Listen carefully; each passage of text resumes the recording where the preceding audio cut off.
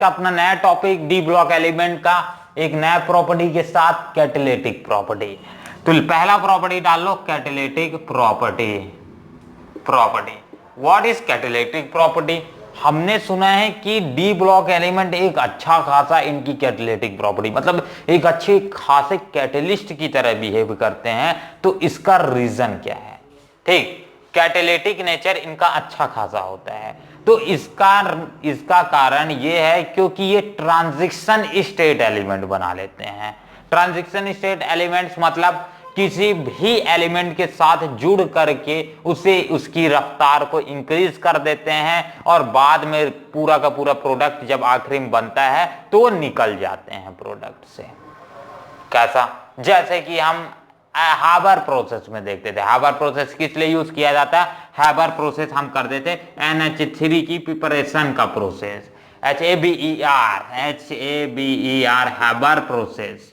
ठीक है, हाबर प्रोसेस में क्या करते थे? हम अमोनिया की प्रिपरेशन करते थे। कैसे? H2+ N2 गिव्स में Fe आयरन की प्रेजेंस में, मतलब फाइनली डिवाइडेड कैटलिस्ट की तरह यूज करते थे। फाइनली डिवाइडेड आयरन यूज करते थे तो ये अपने को NH3 दे देता था। तो catalytic nature of catalytic property किस कारण से ये शो करते हैं? क्योंकि कैटालिटिक प्रॉपर्टी शो करने के एक ही कारण है कि इंटरमीडिएट कॉम्प्लेक्स बना लेते हैं। ठीक है, ट्रांजिशन स्टेट कॉम्प्लेक्स बना लेते हैं। ठीक है, इसके कारण जनरली ये ट्रांजिशन एलिमेंट बना लेते हैं जिसके कारण ये एक्टिवेशन एनर्जी का कॉन्सेप्ट तो याद है? नहीं याद है? चलो, तो एक्टिवेशन एनर्जी क्या होता है जिसे ये बोलते थे what is activation energy? Activation energy is a generally amount of energy, ठीक है, जो कि एक मैक्सिमम अमाउंट ऑफ एनर्जी होती थी जिस एनर्जी लेवल पे अगर कोई भी रिएक्टेंट पहुंच जाता था, ठीक है, रिएक्टेंट पहुंच जाता था तो हमेशा किधर साइड जाना चाहता था? हमेशा प्रोडक्ट ही फॉर्मेशन करता है, उसे बोला जाता है एक्टिवेशन एनर्जी। एक्टिवेशन एनर्जी को एक सिंपल फॉर्म में और समझ सकते हो, एक्टिवेशन एनर्जी हुआ है मैक्सिमम एनर्जी होती है जो कि एक रिएक्शन को करने के लिए रिक्वायर्ड होती है, एक रिएक्टेंट से प्रोडक्ट की फॉर्मेशन करने के लिए रिक्वायर्ड होती है। उस मैक्सिमम एनर्जी को एक्टिवेशन एनर्जी बोलते हैं। तो ये क्या कर देता है? आयरन यहां जब कैटलिस्ट हम यूज करते हैं एज अ कैटालिटिक प्रॉपर्टी इनकी हाई रहती है। जैसे मैं यहाँ हैबर प्रोसेस में अमोनिया में क्या यूज किया? पार्टली डिवाइडेड आयरन यूज किया। ठीक है, फाइनली डिवाइडेड। तो ये क्या करेगा? ये जनरली इसकी एक्टिवेशन एनर्जी को इतना है तो इसकी एक्टिवेशन एनर्जी को अब इतना कर देगा। एक्टिवेशन एनर्जी को इतना कर देगा, पहले इतना था अब और नीचे कर दिया, अब और जल्दी कंपाउंड बन जाएगा। तो मतलब एक तरीके से ये कैटालिटिक प्रॉपर्टी इनकी अच्छी खासी होती है। तो एक एग्जांपल ये लिख लो, दूसरा एग्जांपल निकल का लिख लो। निकल भी एक बहुत अच्छा कैटलिस्ट की तरह इस्तेमाल किया जाता है। किस लिए यूज करते हैं? हम यूज करते हैं इसे हाइड्रोजिनेशन प्रोसेस में, मतलब CH2 डबल बॉन्ड CH2। अब इसको मुझे सिंगल बॉन्ड में चेंज करना है तो ये सबसे आसान तरीका होता है। जब हम ऑर्गेनिक में पढ़ते थे, ये क्लास 11th में पढ़े थे इस तरीके को, इसकी हम रिएक्शन करा देते हैं किसकी? H2 के साथ और Na की प्रेजेंस में, तो ये CH3 और CH3 बना लेता है। समझ आया? मजेदार है। तो ये एक कैटलिस्ट की तरह भी बिहेव करते हैं। तो इस पॉइंट को नोट कर लो और आगे बढ़ जाते हैं। अब आता है इसी में एक इससे रिलेटेड क्वेश्चंस कर लें तो मजा आ जाए। ठीक है ना, इससे रिलेटेड क्वेश्चन कर लें तो मजा आ जाए। ठीक है, अब इसका क्वेश्चन का अब ही आंसर आपको देना है। ठीक है ना, तो इन सभी में से जो अपने डी ब्लॉक एलिमेंट्स हैं, ठीक है, डी ब्लॉक एलिमेंट्स के पहले पीरियड के एलिमेंट्स हैं, ठीक है, स्कैंडियम से लेकर के जिंक तक के, इन सब में से सबसे ज्यादा कैटालिटिक प्रॉपर्टी किस एलिमेंट की होती है? ये आपको कमेंट बॉक्स में लिखना है। ठीक है, चलो नेक्स्ट अपन क्या स्टार्ट करते हैं। इसका स्क्रीनशॉट हो गया होगा, तो नेक्स्ट अपना टॉपिक डाल देना इंटरस्टीरियल कंपाउंड। हो गया? चलो, तो नेक्स्ट प्रॉपर्टी है अपना interstitial compound, INTERSTERIL interstitial compound. What are interstitial compounds. Interstitial compounds होते क्या हैं, ठीक है ना। आपका अगर डाउट क्लियर नहीं होगा बेसिक, तो आप फ्रीली मुझे कमेंट करना, ठीक है ना। जहां पास क्लियर नहीं होगा तो अपन उसके लिए अलग से वीडियो देख लेंगे, ठीक, अलग से वीडियो बना लेंगे। चलो, तो interstitial compounds, what are interstitial compounds. Interstitial compounds ऐसे कंपाउंड्स होते हैं जो कि सिंपल से समझो, एक अगर कोई भी एक एटम, उस एटम के अराउंड जितने भी एटम रहेंगे वो कितने, जो डी ब्लॉक एलिमेंट्स के एटम्स रहेंगे, तो ऐसे कंपाउंड्स को क्या बोला जाता है, इंटरस्टीरियल कंपाउंड। मतलब जैसे कि मैं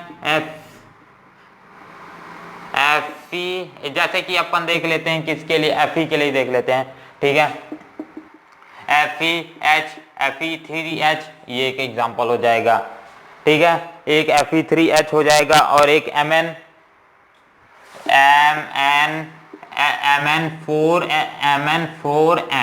ये बहुत इंपॉर्टेंट है, ठीक है। MN4N, एक Fe3H ले लो, एक MN4N, ठीक है। जनरली ये बहुत ज्यादा अनस्टेबल होता है, टूट जाता है बहुत जल्दी ही। बट ये वाला Mn की अगर बात करेंगे तो ये वाला बात कर लेते हैं, ठीक है ना।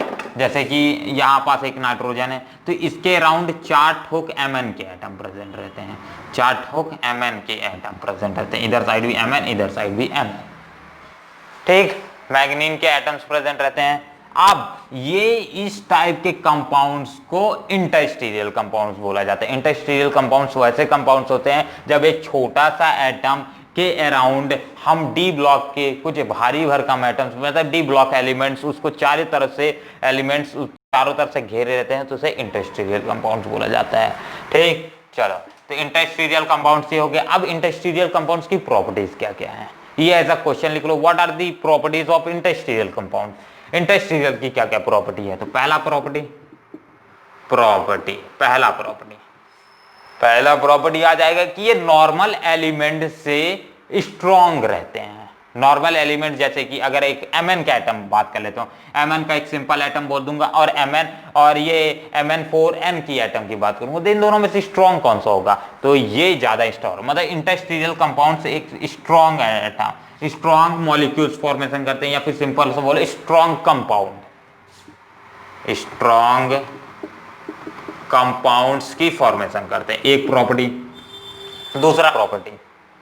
दूसरा प्रॉपर्टी आ जाएगा स्ट्रॉन्ग कंपाउंड, इनकी melting and boiling point.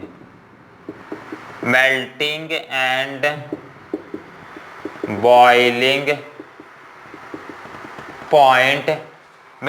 Boiling point क्या होती है, बहुत ही अच्छी खासी होती है, मतलब high melting and boiling point लिख लो, high melting and boiling point, ये एक आ जाएगा। ये सब फालतू के हैं, आपको पर नॉलेज के लिए जरूरी है, ठीक है ना। पर ये सब लिखना जरूरी है, कई बार एग्जाम में पूछ देता है कि what are the properties of interstitial compounds, बच्चों वाला क्वेश्चन है, फिर भी एग्जाम में पूछ देता है, तो आपको लिखना पड़ सकता है। तो स्ट्रॉन्ग कंपाउंड्स फॉर्मेशन करते हैं, मेल्टिंग एंड बॉइलिंग पॉइंट बहुत ज्यादा स्ट्रॉन्ग रहती है, ठीक है।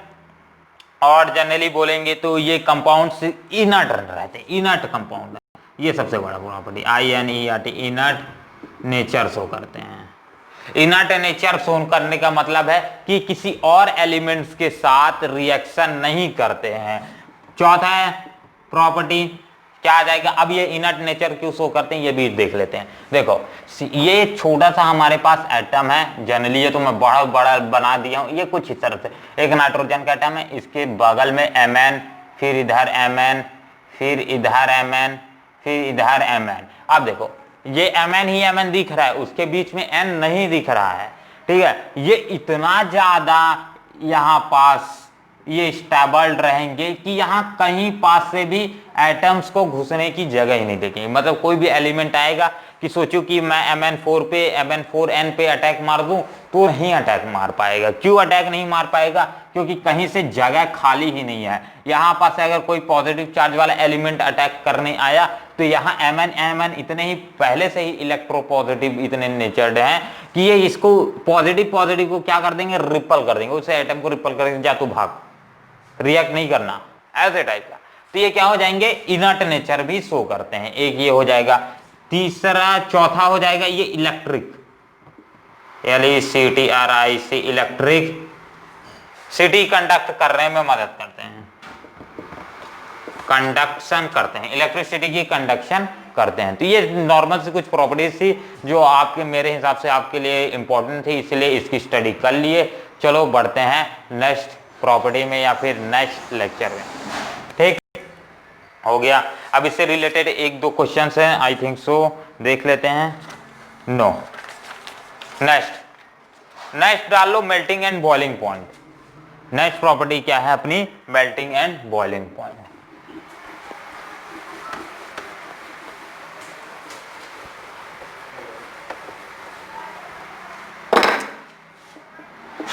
मेल्टिंग एंड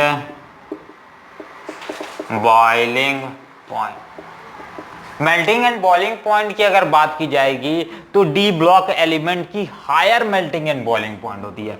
जितने भी एलिमेंट्स होंगे उनकी मेल्टिंग पॉइंट और बॉइलिंग पॉइंट अच्छी खासी होती है, मतलब अच्छी खासी मत बोलो, बहुत ही अच्छी खासी होती है।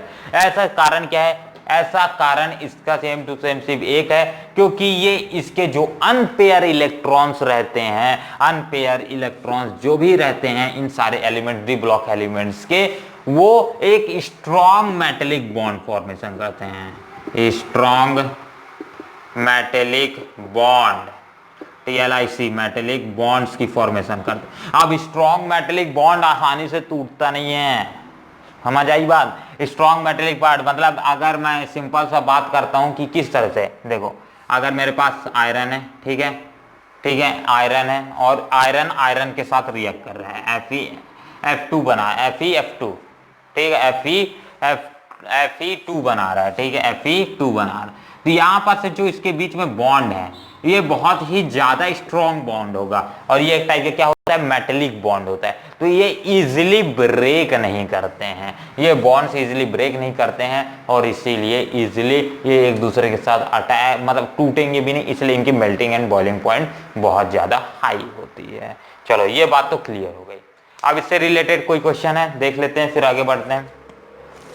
टॉपिक से रिलेटेड हाँ है question. The melting point and boiling point of Mn and Te is unexpectedly low melting and boiling point Y। जो Mn और Te, ठीक है, Mn और Te दो अपने पास एलिमेंट्स हैं, Mn जस्ट Mn के ही नीचे Te आता है नेक्स्ट वाले पीरियड पे।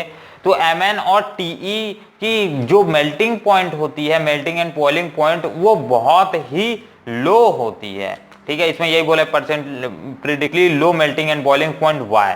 इसका कारण क्या होता है? मेल्टिंग एंड बॉइलिंग पॉइंट इन दो एलिमेंट्स की ऐसा क्यों होता है? देखो अपन सिंपल से क्या लिख देते हैं, दोनों का इलेक्ट्रॉनिक कन्फिगरेशन। अब वहां से जो कंक्लूजन निकलेगा उससे आंसर बना लेंगे।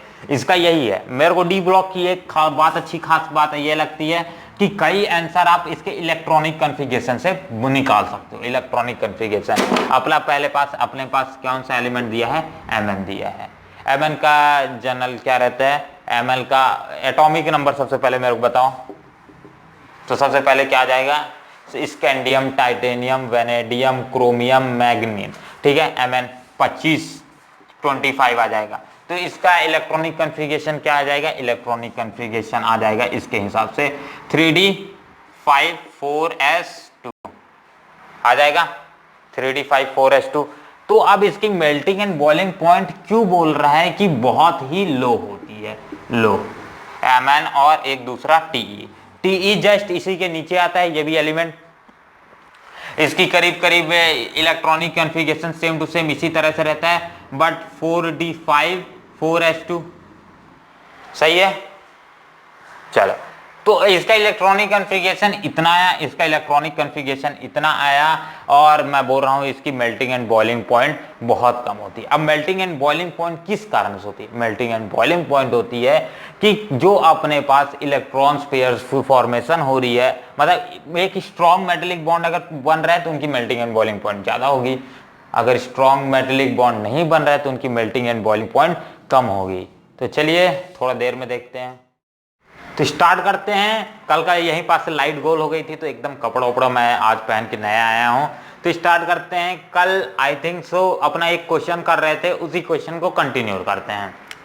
कल का आखिरी क्वेश्चन था कि अपने पास दो एलिमेंट्स दिए थे, एक तो Mn दिया था और आई थिंक सो क्वेश्चन एक बार रिपीट कर देते हैं आपके लिए। The melting point and boiling point of Mn and Te is unexpectedly low melting and boiling point. Mn और Te, एक तो Mn दिया है दूसरा Te, ये दोनों एलिमेंट्स एक ऐसे एलिमेंट्स है जिनका मेल्टिंग पॉइंट बहुत ही कम है, मेल्टिंग पॉइंट बहुत ही कम है। Mn यानी मैग्नीन, मैग्नीन का मेल्टिंग पॉइंट कितना हो, सबसे पहले इसका अगर आप इलेक्ट्रॉनिक कॉन्फ़िगरेशन निकाल लेते हो तो आपके केस बहुत आसान हो जाएगा। इलेक्ट्रॉनिक कॉन्फ़िगरेशन Mn का एटॉमिक नंबर 25, ठीक है, तो एटॉमिक नंबर 25 मतलब इलेक्ट्रॉनिक कॉन्फ़िगरेशन कितना आ जाएगा 3d5 4s2, 3d5 4s2 आ जाएगा। आप देखो इलेक्ट्रॉनिक कॉन्फ़िगरेशन इसी तरह से Te जस्ट लॉन्च करता है, जस्ट किसके नीचे रहता है, जस्ट इसी Mn के नीचे रहता है। आई डोंट रिमेंबर, मेरे को याद नहीं है T का एटॉमिक नंबर कितना है, बट उसका भी इलेक्ट्रॉनिक कॉन्फ़िगरेशन क्या होता है, उसका इलेक्ट्रॉनिक कॉन्फ़िगरेशन 4d5 5s2 ये होता है इलेक्ट्रॉनिक कॉन्फ़िगरेशन। अब यहां पास क्या बातें ध्यान रखने वाली है, Mn का एटॉमिक नंबर 25, Te का एटॉमिक नंबर इतना, इलेक्ट्रॉनिक कॉन्फ़िगरेशन दोनों का इस साइड से आ गया, या इस साइड तरह से आ गया। अब जो इनके आखिरी इलेक्ट्रॉन्स, इन ये भी क्या है, हाफ फील्ड है, हाफ फील्ड है, और ये भी क्या है, हाफ फील्ड है।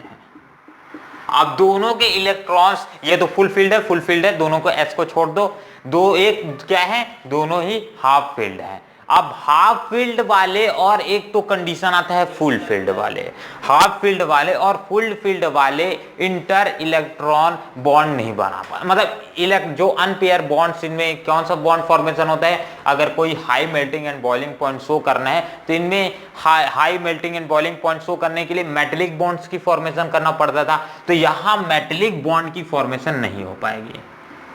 METELIC metallic bond, METLIC metallic bond की फॉर्मेशन नहीं हो पाएगा। अब इसका कारण क्या है, देखो मेटेलिक बॉन्ड यहाँ क्यों नहीं बन पाएगा, मेन कारण ये आता है।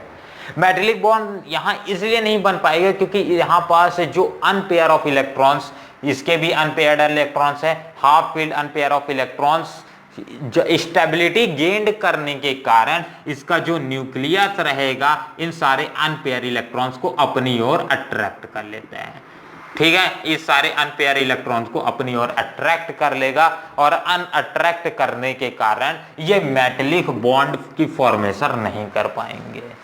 तो ये आता है एक रीजन जिसके कारण Mn और Te की मेल्टिंग एंड बॉइलिंग पॉइंट बहुत ही कम होती है। तो इसका एक स्क्रीनशॉट ले लो,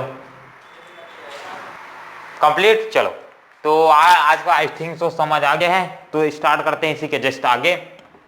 तो नेक्स्ट टॉपिक डाल लो, ionization enthalpy. What is ionization enthalpy? Ionization enthalpy क्या एनर्जी होती है? आयोनाइजेशन एंथैल्पी कौन सी एनर्जी होती है? आयोनाइजेशन एंथैल्पी सिंपल बोल सकते हो कि दैट एनर्जी जो कि एक इलेक्ट्रॉन को, बैलेंस इलेक्ट्रॉन को रिमूव करने के लिए अप्लाई करनी पड़ती है, उस एनर्जी को आयोनाइजेशन एंथैल्पी बोला जाता है। IONISAT ion, ionisation ENTHALPY enthalpy, वो आयोनाइजेशन एंथैल्पी हो गया। तो आयोनाइजेशन एंथैल्पी क्या होती है ये समझ आ गया, ऐसी एनर्जी जो कि एक बैलेंस इलेक्ट्रॉन को रिमूव करने के लिए अप्लाइड की जाए, उसे आयोनाइजेशन एंथैल्पी।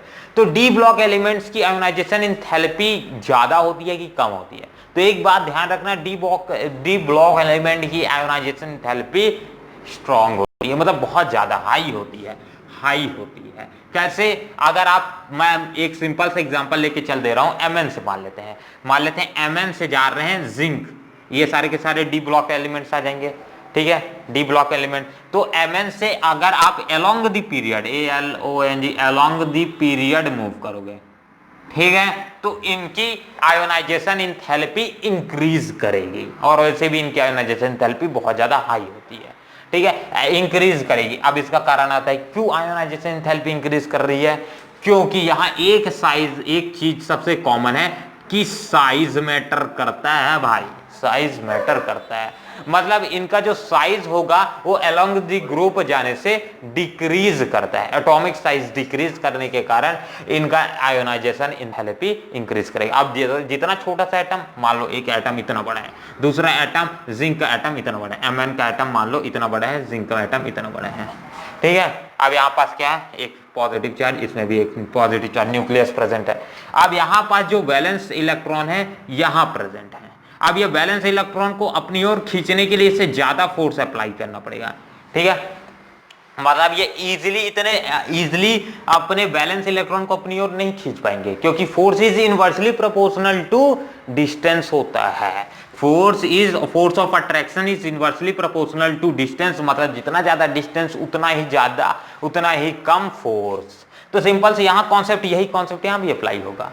तो ये कितना, इलेक्ट्रॉन्स बहुत दूर है, इलेक्ट्रॉन्स दूर हैं तो उनमें ज्यादा फोर्स सप्लाई करना पड़ेगा इलेक्ट्रॉन्स को, बॉन्डेड इलेक्ट्रॉन्स को अपनी ओर खींचने के लिए, ठीक। तो ये इसमें जो आयोनाइजेशन एंथैल्पी होगी वो कम होगी। किस कारण से, बहुत सारे कारण है। शिल्डिंग इफेक्ट याद आया। शिल्डिंग इफेक्ट कौन सा इफेक्ट होता है? शिल्डिंग इफेक्ट जो इलेक्ट्रॉन्स के कारण, इसके अंदर वाले इनर शेल इलेक्ट्रॉन्स के कारण पूरा का पूरा बाहर वाले इलेक्ट्रॉन्स के ऊपर फोर्स नहीं लग पाता है, उसे बोला जाता है शिल्डिंग इफेक्ट। तो यहाँ शिल्डिंग इफेक्ट अप्लाई हो रहा है, जिसके कारण ये इलेक्ट्रॉन्स, ये जो फोर्स यहाँ से निकल रही है, यही वाला इलेक्ट्रॉन खाए जा रहा है, बाहर में जाने नहीं दे रहा है। तो ये है शिल्डिंग इफेक्ट। तो शिल्डिंग इफेक्ट दूसरा आ जाएगा, एटॉमिक साइज एटॉमिक साइज घटते जाती है, एटॉमिक साइज घटते जा रही है, मतलब उनके बीच में फोर्स ऑफ अट्रैक्शन बहुत ज्यादा, इलेक्ट्रॉन्स, बाहर वाले इलेक्ट्रॉन और अंदर न्यूक्लियस के बीच में फोर्स ऑफ अट्रैक्शन बहुत ज्यादा स्ट्रांग होगा। फोर्स ऑफ अट्रैक्शन स्ट्रांग होगा तो क्या मैं यहां से पास से जो इलेक्ट्रॉन रखा हुआ है उसको रिमूव कर सकता हूं?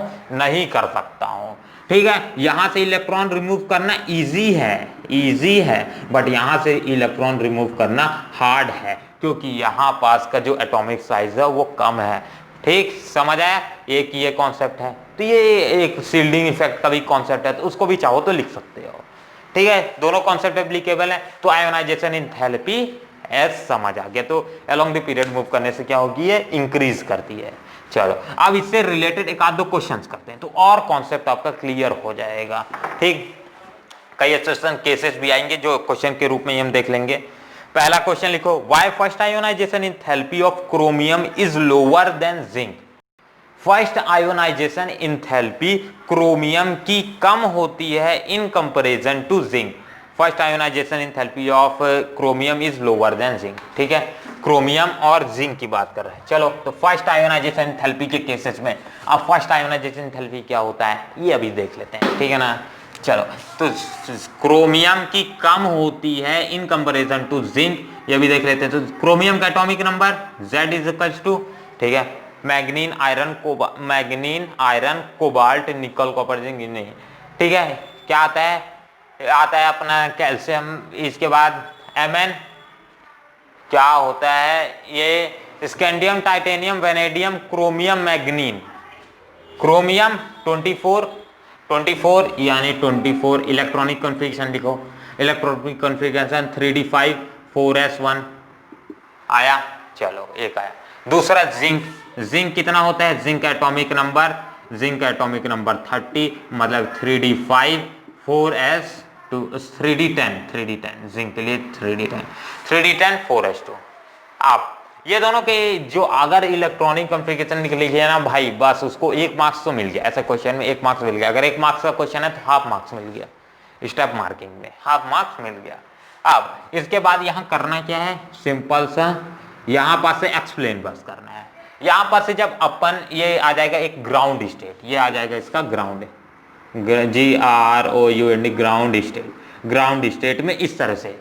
अब इसका बोला है अपने को फर्स्ट आयोनाइजेशन एंथैल्पी के हिसाब से इसको बताना है। क्या बताना है, फर्स्ट आयोनाइजेशन एंथैल्पी के हिसाब से बताना है। तो फर्स्ट आयोनाइजेशन एंथैल्पी क्या होती है, जब अपन फर्स्ट इलेक्ट्रॉन्स को रिमूव करते हैं, मतलब एक को जब रिमूव किया जाता है, मतलब +1 चार्ज लगाया जाता है, उसे फर्स्ट आयोनाइजेशन एंथैल्पी बोला जाता है, ठीक है। चलो तो एक क्या करते हैं, हम रिमूव करते हैं, तो क्रोमियम को क्या क्रोमियम प्लस में चेंज करते हैं, ठीक है। अब क्रोमियम प्लस में चेंज करेंगे तो मतलब 24 - 1 हो जाएगा, तो इसका एटॉमिक नंबर अब एग्जैक्ट कितना आ जाएगा, 23 आ जाएगा, क्योंकि एक प्लस लगा है, मतलब इसने एक इलेक्ट्रॉन को क्या किया होगा, रिमूव किया होगा, ठीक है। वीडियो क्लियर है ना, हाँ, एक इलेक्ट्रॉन को रिमूव किया होगा, मतलब इसका एटॉमिक नंबर आ जाएगा 23। तो 23 मतलब इसका अब क्या आ जाएगा, 3d5 एक S से तो निकल गया, निकल गया, ये कॉन्सेप्ट आ जाएगा।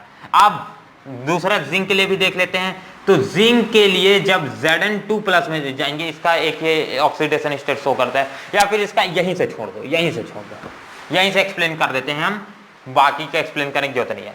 तो यहां पास से एक चीज अपन देख सकते हैं, इन दोनों से कंक्लूड करो कि दैट क्रोमियम अपना एक इलेक्ट्रॉन इजीली रिमूव करना चाहेगा। भाई निकल जा निकल जा, मतलब एक प्लस फर्स्ट आयोनाइजेशन एंथैल्पी को गेन करना चाहेगा। क्यों? क्योंकि वो इसको लूज करने के बाद स्टेबल स्टेट ले लेता है। क्या ले लेता है? Half filled are more stable, ठीक है, पार्टली फील्ड से हाफ फील्ड ज्यादा स्टेबल होते हैं। तो एक इसको रिमूव करके स्टेबिलिटी गेन करने के चक्कर में अपने भाई को मार दिया इसने, ठीक है। ये क्या कर देगा? 4s को यहां से रिमूव करके +1 स्टेबिलिटी को गेन कर लेगा, तो एक यहां से इजीली रिमूव कर देगा ये, ठीक है। और ये जिंक में ऐसा नहीं होगा। जिंक में क्या है? ये भी फुल फील्ड है, ये भी फुल फील्ड है, तो full field orbitals are more stable, वो ज्यादा स्टेबल होते हैं, तो इजीली ये अपने इलेक्ट्रॉन को छोड़ने वाला नहीं है। समझ आया कॉन्सेप्ट? तो first ionisation enthalpy of chromium कम होती है क्योंकि ये इलेक्ट्रॉन को अपने लूज करके स्टेबिलिटी गेन करने की कोशिश करेगा। बट जिंक के केस में ऐसा नहीं होगा क्योंकि ये पहले से ही स्टेबल है, तो ये कुछ लूज ही नहीं करेगा। आ गया? फर्स्ट आयोनाइजेशन एंथैल्पी समझ आ गई। किसकी ज्यादा होगी? जिंक की ज्यादा होगी कि क्रोमियम की? तो जिंक की ज्यादा होगी। समझ आ गया? येलो टाइप मल्ट, इसको लॉक कर दिया जाए। चलो ये आ गया। अब इसी तरह से एक और दो और क्वेश्चन सॉल्व कर देता हूं। आपका कॉन्सेप्ट आज पूरी तरह से बैठा ही देता हूं मैं, ठीक है ना, बैठान ले लो। नेक्स्ट क्वेश्चन लिखो। Second ionization enthalpy of copper and chromium is very high. अब हमने second ionization enthalpy, first ionization enthalpy समझ आ गया, ठीक है। इसका कॉन्सेप्ट से अगर रिलेटेड क्वेश्चन आए तो इसी तरह से सॉल्व करना, ठीक। किस तरह से? एक +1 ऑक्सीडेशन स्टेट पे ले जाकर के। अब सेकेंड ऑक्सीडेशन स्टेट के हिसाब से देखते हैं। Second ionization enthalpy of copper is greater than of chromium, chromium से ज्यादा है। मतलब ये नहीं बोला है, सॉरी गलत मैं पढ़ दिया था। Second ionization enthalpy of copper and chromium is very high. Copper और क्रोमियम की सेकेंड आयोनाइजेशन एंथैल्पी बहुत ज्यादा होती है। इसका कारण क्या है?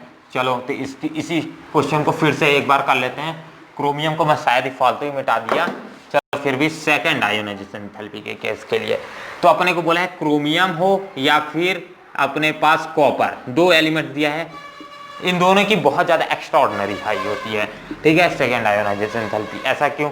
चलो फिर से देखते हैं। क्रोमियम का एटॉमिक नंबर, क्रोमियम का एटॉमिक नंबर आता है 24, 3d कितना आ जाएगा? 3d5 4s1, और अपना कॉपर है, कॉपर कितना आता है? Iron cobalt nickel copper zinc, मतलब 29 मतलब 3d कितना आ जाएगा? 3d10 4s1, यही आ जाएगा।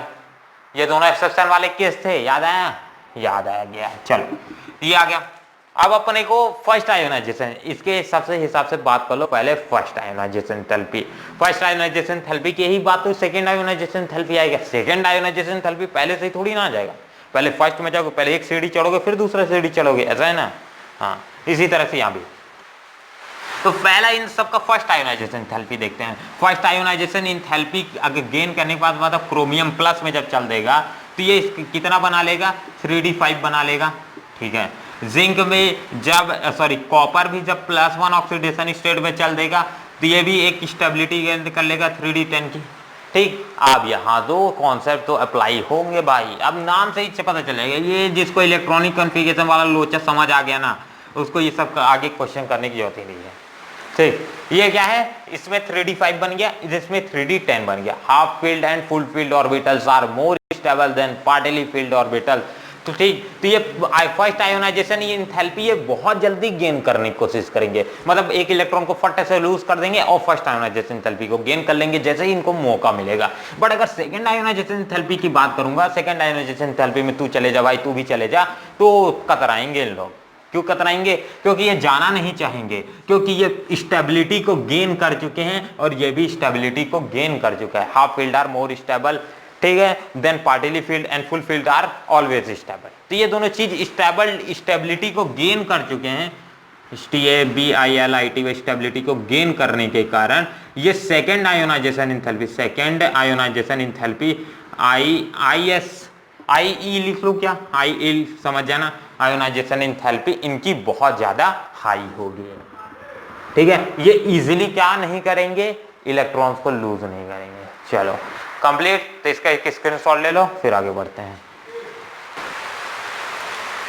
हो गया, चलो स्क्रीनशॉट हो गया हो तो आगे बढ़ते हैं। बारिश भी तेजी से स्टार्ट हो गई, अब भाई और पढ़ेंगे नेक्स्ट थर्ड इसके बाद नेक्स्ट क्वेश्चन डाल लो। Third ionization enthalpy of iron is low, why? Third ionization enthalpy iron की कम होती है, यानी Fe की कम होती है, क्यों? अब इलेक्ट्रॉनिक कॉन्फ़िगरेशन का लोचा लिख दो, सब समझ आ जाएगा अपने आप, सारी चीजें अपने आप। थर्ड आयोनाइजेशन, इस बार सेकंड को मिटाओ, थर्ड लिखो। चलो इसे इस बार थर्ड डाल दो, इसकी जगह third ionization enthalpy. Third ionization enthalpy की अगर बात करते हैं, किसके लिए बात करने को बोल रहे हैं? आयरन। आयरन का एटॉमिक नंबर 26, ठीक है। Manganese, iron, cobalt, nickel, copper, zinc, मतलब 26, Z इज इक्वल टू 26।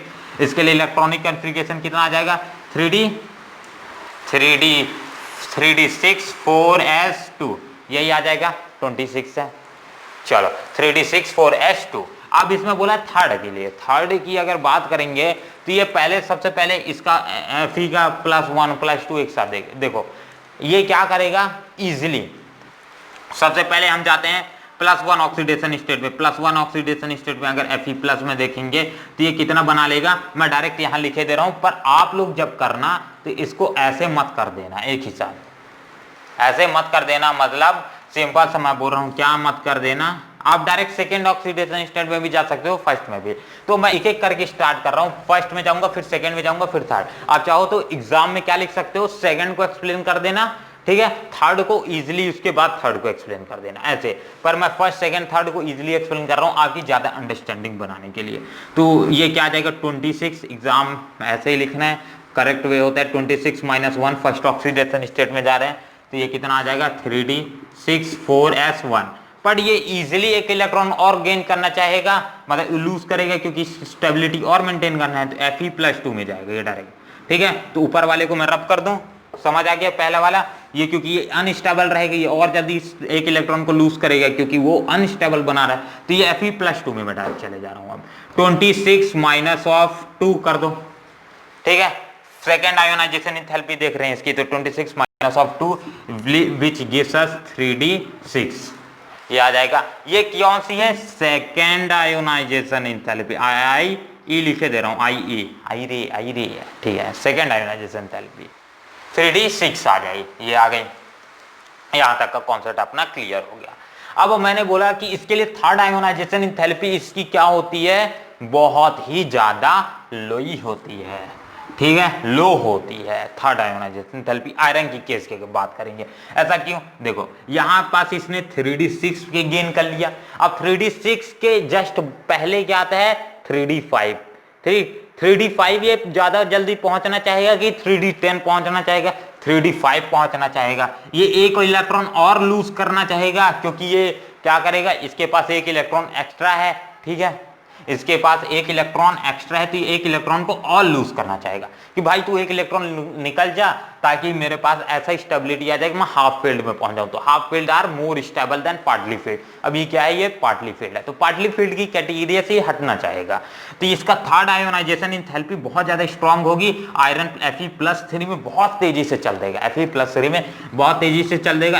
ये 26 - 3 कर दो, तो ये कितना आ जाएगा 3D, और ये 3D5, और इस कंडीशन में बहुत जल्दी जाना चाहेगा, मतलब इस कंडीशन को बहुत जल्दी गेन करना चाहेगा।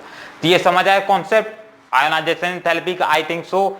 सारे के सारे first second and third ionization enthalpy मैंने इसलिए सीरीज में समझाई और एग्जांपल के साथ समझाया, ताकि आपका कॉन्सेप्ट क्लियर रहे, ठीक है, तीनों के लिए। चलो तो इस वीडियो को बस यहीं विराम देते हैं और मिलते हैं अगले वीडियो पे। इस तो ऐसे ही लेक्चर्स को पढ़ते रहिए और हमारे क्लासेस के साथ जुड़ते रहिए, और जुड़ने के लिए आपको मालूम ही है क्या करना पड़ेगा। चलिए तो नेक्स्ट वीडियो और प्लेलिस्ट और नीचे में जाके आप डिस्क्रिप्शन में चेक कर सकते हैं हमारे इसके PDF लिंक्स। तो PDF links are good and enough with good hand writing, क्योंकि ये लड़कियों के नोट्स हैं, तो भैया ऐसे ही रहेंगे। चलो मैंने नहीं लिखा है, मतलब लड़कियों नहीं हूं मैं, लड़का हूँ। खड़ा है